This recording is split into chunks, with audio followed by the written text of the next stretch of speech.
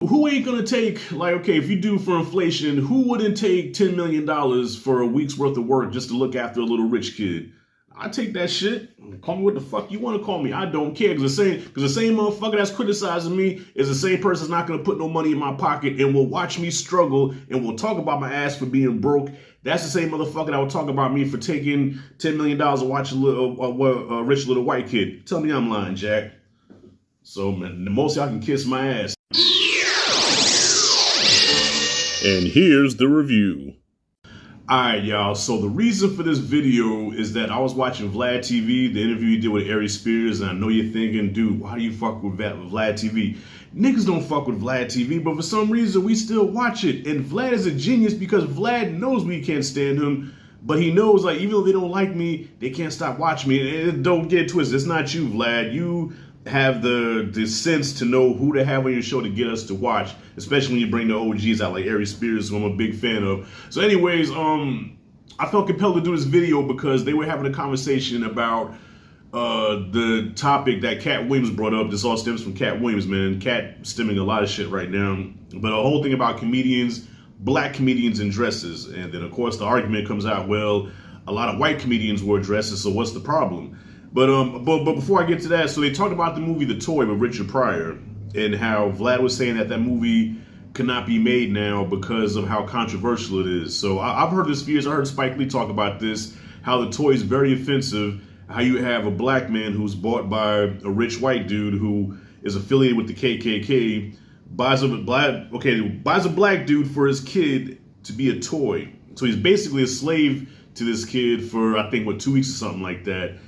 And he also wears a dress, right? So on the surface, when you bring these things up, yeah, it does sound like, yeah, that's some bitch shit, man. But I watched this as a kid. You know, I, like many people from the 80s, I did like The Toy as a kid. I wasn't like crazy about it. Like I wasn't in love with the movie. To me personally, my favorite Richard Pryor movies are Which Way Is Up and Bustin' Loose. But The Toy was alright. But it was also the beginning of Scared Richard. You know, the Richard that, oh God, everything just scares me. Oh Jesus. You know, but it was okay. It was all right. I enjoyed it. I'll watch it again. And I did watch it again. I just had to rewatch it before I did this video just so I can really collect my thoughts and give my opinion. By the way, this is my opinion. It's not set in stone. If you disagree, that's your God-given right. All right. But for me personally, I watched the movie and I will agree that, yes, no major studio would touch this film. With the climate that we're in right now, how easily everything, like you're walking on fucking pins and needles right now on everything. You're walking on eggshells or whatever. Yeah, this movie could not be made now by a major studio. Maybe Netflix, maybe Prime. You know, this could be like some extreme shit that's only available through one of the streaming services that won't get a wide release.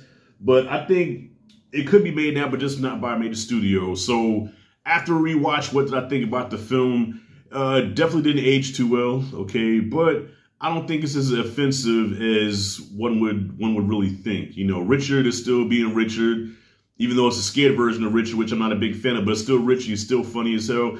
But if you peel back all of that, this movie has a lot of heart, man. This movie is really, you know, once you take back all the, you know, yeah, Richard wearing a dress, you know, bought by a white dude. This movie is really about a rich, privileged kid whose father thinks that his idea of showing love is buying him everything he wants. Get him everything he wants, let him go to whatever theme parks he wants to go to, wherever he wants to travel to. That's my idea of showing love, when at the end of the day, all this boy wanted was his daddy's love. He just wanted his daddy's time and attention. So in a way, it's kind of a cautionary tale, you know what I'm saying? On you know, money doesn't buy happiness. I would sure as hell like to find out. But especially when it comes to your kids, like, you know, as parents, I'm a parent myself. And yes, I want to give my kids the world. But yet, you know, I know the most important thing to my children is not so much what I can buy them, though that is very important, but more of spending time with them, those memories that you make with them. And that's all the movie was saying. And Richard Pryor, even though his character, yes, was bought, but it did teach everybody in that movie that, you know, man, this kid just wants love, man. Just love your son, you know. So he was teaching the dad a lesson, and he was teaching the son a lesson, because the son had the same mindset of, okay, if I can buy this person, then he'll like me. But it's like, no, you can't buy your friend. That's, you know, that's one of the things in the movie. You can't buy a friend, you earn a friend. So there are some good life lessons in here. There are some really, you know, touching moments and some real heartfelt moments. So honestly, I think it's a dope film. You know what I'm saying? I enjoy it. But if you have your problems with it, so be it. I get it. Because when you point out all those things, yes, those are, you know, issues or whatever. But even when he wore the dress, right? I mean, I guess to play devil's advocate, at least he wasn't playing like a feminine person, you know what I'm saying? Like he was still rich. He just had a dress on. He was doing it he was trying to get a job, you know? And as far as being bought, I mean, hell, who ain't gonna take, like, okay, if you do for inflation, who wouldn't take $10 million for a week's worth of work just to look after a little rich kid? I take that shit. Call me what the fuck you want to call me. I don't care. Because the same motherfucker that's criticizing me is the same person that's not going to put no money in my pocket and will watch me struggle and will talk about my ass for being broke. That's the same motherfucker that will talk about me for taking $10 million to watch a rich little white kid. Tell me I'm lying, Jack. So, man, the most y'all can kiss my ass. Now, as far as the dress thing goes, okay, so this is just my personal opinion. This is my answer. Why is it that is a problem when black people wear dress, when black comedians wear dresses, right? Why are we so quick to be so hard on each other, whereas when white comedians do it, they get it passed and nobody says nothing to them? My answer to that is that historically, black people have had a hard time in the film industry, okay? So black people have not had the same path as white people have in the entertainment industry, okay? White people came into the game ruling it, controlling it, dominating it, okay? We had to claw and scratch our way in there, okay? We had to dumb ourselves down, step and fetch, all right? We had to dumb ourselves down to be buffoonish and stupid and big eyes and, oh, yes, sir. We had to do all that just to break in, okay? So we had to degrade ourselves to break into the business. And then once we got into the business and people saw that we were marketable, they saw that we were entertaining, we were funny, okay, talented.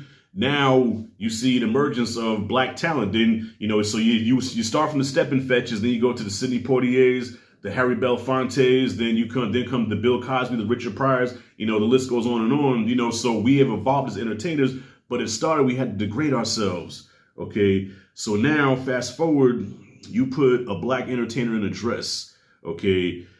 Just from our trauma, from our, you know, what we carry in our DNA, you know what I'm saying?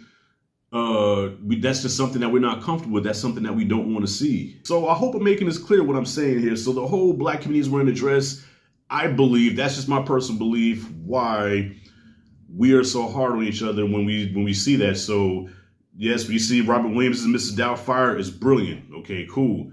When you see Richard Pryor wearing a dress, like, why is a strong black man wearing a dress? You know what I'm saying? Like, brother, don't you know the hurdles that we had to jump through to get to where we are, where we're respected as far as entertainers, and then you're gonna go wear a dress? Like, nigga, we've been there, done that. You know, the step and fetch shit is over with. The master shit is over with. You know what I'm saying? We pride ourselves now on integrity. Well, that's the way it should be. We need to pride ourselves on integrity. But when you go that route, that's why I think it's frowned upon. So that's my opinion. I know I might get crucified in the comments, but that's just where I'm coming from, man. That's why I believe that there's a problem. So the toy, dope film, not one of Richard Pryor's best, but, you know, it's enjoyable for me. You know, I'm not offended by it. So, yo, let's open up the conversation. Like, comment freely below. What do you think? Did the movie offend you? Have you seen the toy? What do you think about the whole debate about black comedians wearing dresses and why, you know, white comedians get a pass? All that there. Like, yo, I want to know your thoughts, because those are my thoughts. Let me know what you think. All right. Rashad G signing out. I'm out.